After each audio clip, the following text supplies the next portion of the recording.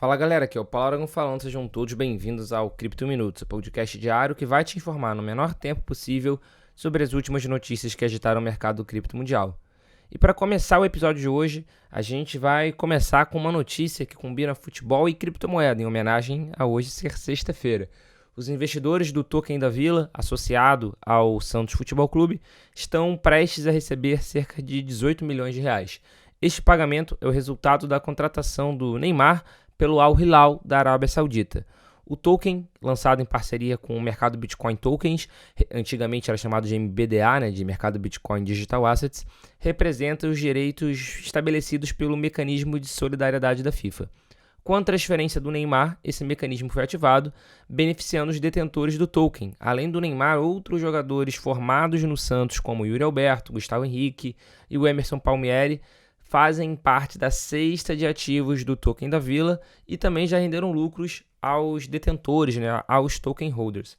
Vale ressaltar que o pagamento ele não é imediato, tem que esperar o Santos receber, o Santos reivindicar esse valor, o Al Hilal pagar para o Santos esse valor e aí sim esse valor é distribuído entre os detentores do token, porque o próprio Santos detém uma quantidade de tokens, e não foram todos os tokens vendidos. Então, 18 milhões vai ser dividido por dentro de todos os token holders e cada um vai pegar a sua fração equivalente. São cerca de 690 mil tokens aproximadamente, então aí você vai conseguir ver o quanto cada token vai gerar de rendimento.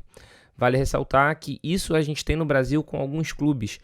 O mercado Bitcoin Tokens tem tanto com Santos quanto com Vasco, também tem uma cesta de ativos, e a LIC tem com o Cruzeiro e também com o Curitiba. Para quem gosta de futebol, sem sombra de dúvidas, um tipo de token interessante a se acompanhar. Dando continuidade ao episódio de hoje, as regulamentações nos Estados Unidos continuam a impactar o mundo das criptomoedas.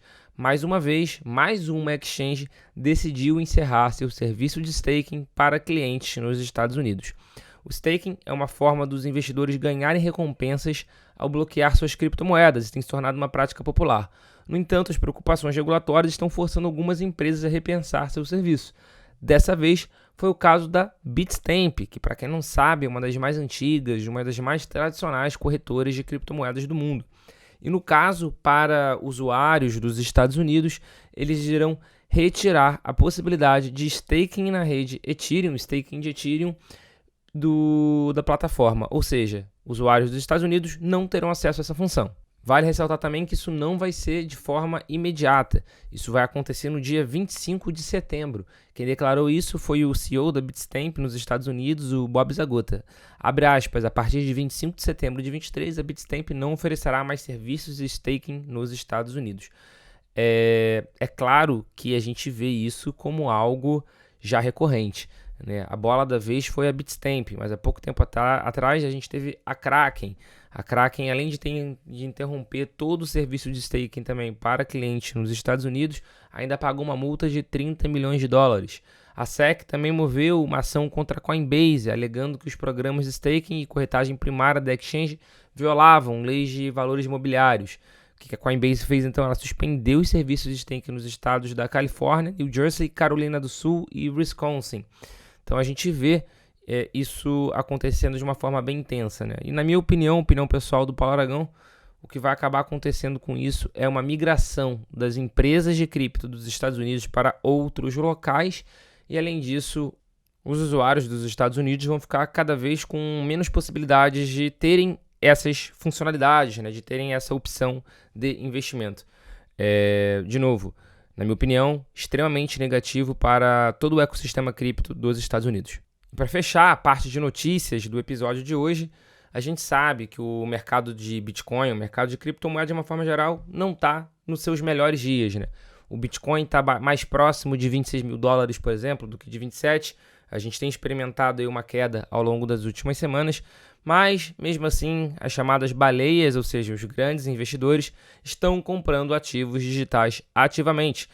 Conforme levantou a plataforma de dados da blockchain Look On-Chain, uma baleia vendeu uma verdadeira fortuna em USDT, que é a stablecoin de dólar americano emitido pela Tether, para adquirir 4 criptoativos em específico.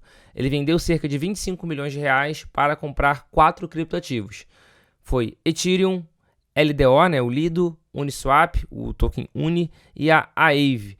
Vale ressaltar que ele comprou cerca de 2 milhões de dólares da Uni, 1 milhão de dólares da Lido, 1 milhão de dólares da Aave e cerca de 933 mil dólares do Ethereum, ou seja, um valor bastante considerável, né, para um único usuário, sendo dividido entre esses 4 criptoativos diferentes. Achei bem interessante a divisão, na verdade, e até queria saber se vocês possuem, se vocês são expostos em algum desses 4 criptoativos que essa baleia se expôs ainda mais, né, porque eu duvido que ela só tenha isso.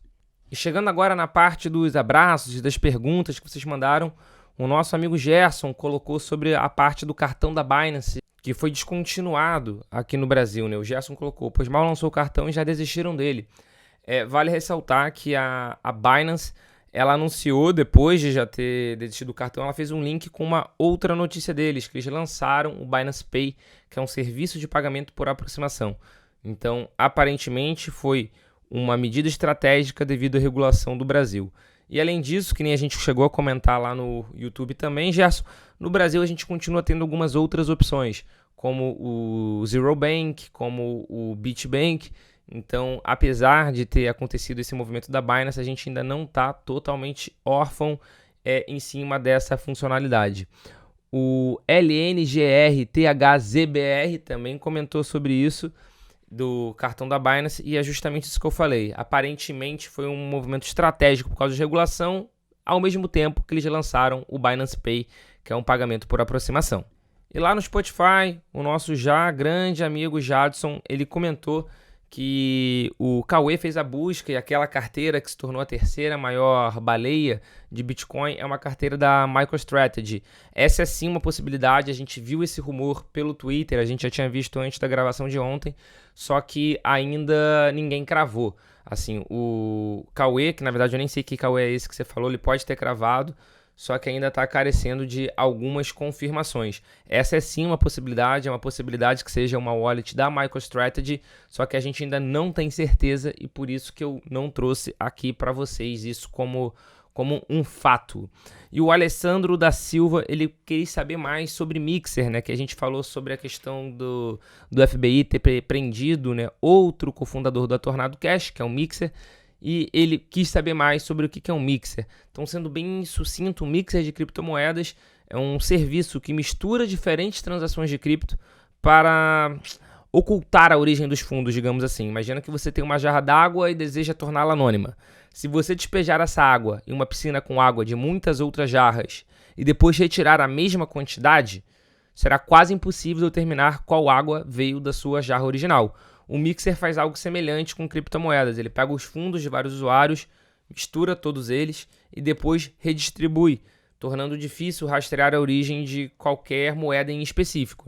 Isso pode aumentar a privacidade, e de fato aumenta, mas é importante ressaltar que a utilização de Mixer atualmente pode ter implicação legal em algumas jurisdições, como por exemplo a questão do Tornado Cash, onde inclusive os cofundadores estão sendo presos. Pois bem, com isso a gente encerra o Cripto 1 Minuto de hoje, a gente fecha essa semana, eu desejo a todos vocês um excelente final de semana e a gente já tem um encontro marcado aqui no Cripto 1 Minuto na semana que vem. Um forte abraço e um excelente final de semana.